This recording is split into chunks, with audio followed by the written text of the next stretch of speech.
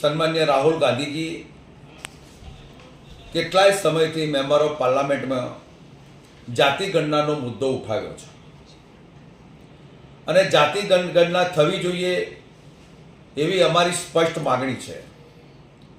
એના અનુસંધાનમાં મારે આ દેશના વડાપ્રધાન સન્માન્ય નરેન્દ્રભાઈ મોદી સાહેબને ટપાલ લખી, મુખ્યમંત્રી ગુજરાતને પણ ટપાલ લખી છે અને એના ભાગરૂપે આજે જે ઓબીસી કમિશન જે રચના કરવાના છે એમાં એક સભ્યની કરવામાં આવી છે. ખરેખર પંચ હંમેશા 5 સભ્યોનું હોય. એના ચીફ સેક્રેટરી પણ ઠરાવ કરીને આપે છે, સ્વાગતનામું રજૂ કરીને આપે છે કે 2 સભ્યો 2 સભ્યોનું કમિશન હો હાઈકોર્ટમાં આપે છે. તેમ છતાંય મારી માગણી એવી છે કે ઓબીસીનું જે સભ્યનું જે છે એ 5 સભ્યોનું હોવું જોઈએ અને સાથે સાથે એ પણ મારી માગણી છે ઓબીસીના ઠરાવ 1/4/78માં 52% વસ્તીના ધોરણે 27% અનામત ત્યારે બેસિક જ્ઞાતિઓ હતી અને બેસિક જ્ઞાતિઓનો સમાવેશ કરવામાં આવ્યો હતો, પરંતુ પાછળથી ઓબીસી સમાજમાં 64 જ્ઞાતિઓ ઉમેરવામાં આવી અને 64 જ્ઞાતિઓ ઉમેરવામાં જ્યારે આવી ત્યારે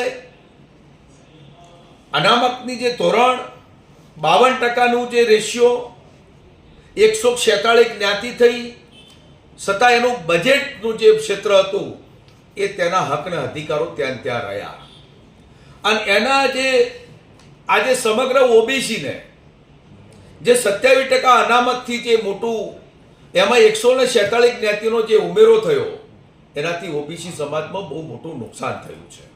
એ નુકસાન એટલા માટે થયું છે કે જ્યારે 84 જ્ઞાતિઓ હતી ત્યારે પણ એનો રેસ ભંડોળ આટલો હતો તો 146 જ્ઞાતિમાં રેસનો ભંડોળ કેટલો હોવો જોઈએ?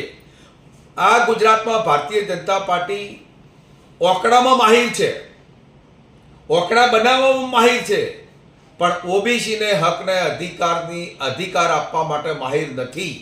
ક્યાંક ઓકડાની લડાઈમાં, ક્યાંક કેલ્ક્યુલેટરની લડાઈમાં અને ક્યાંક ભારતીય જનતા પાર્ટી ઓબીસીના મતે ચૂંટાય છે, ઓબીસીના મત લે છે. 156 થી બાકીના વધારા લઈ ગયા. આજે આટલી સ્પષ્ટ બહુમતી એમાં કોઈ પણ સીટ કે ક્ષેત્ર એવું નહીં હોય જ્યાં ઓબીસીના મત ના હોય. છતાંય આ ભારતીય જનતા પાર્ટીની કુપટ નીતિ અને એમની ભ્રષ્ટ નીતિના કારણે મારો ઓબીસી જે સમાજ છે એ ક્યાંક ને ક્યાંક આજે અતુષ્ટ છે અને આજે ઓબીસી સમાજમાં મોટો અન્યાય થઈ રહ્યો છે.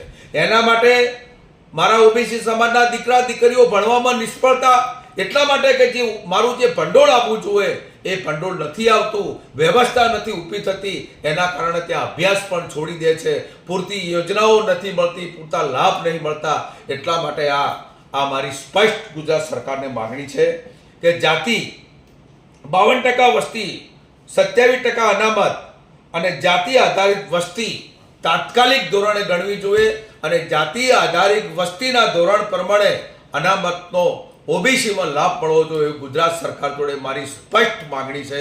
આ સ્પષ્ટ માગણી જો સંતોષવામાં નહીં આવે તો આવતીકાલે ઓબીસી સમાજ આપના ખિલાફ ને આપના વિરોધમાં લહેર ગુજરાત સરકારમાંથી અવાજ ઉઠાવશે એવી ગુજરાત સરકાર જોડે મારી સ્પષ્ટ માગણી. ચંદનજી, આપને લાગે છે કે ક્યાંક ના ક્યાંક આપનો જે ઓબીસીની માટે અનામતનો જે લડત છે એમાં ભાજપના જે નેતાઓ છે તે આપની સાથે ઊભા રહે છે, પડખે રહે છે?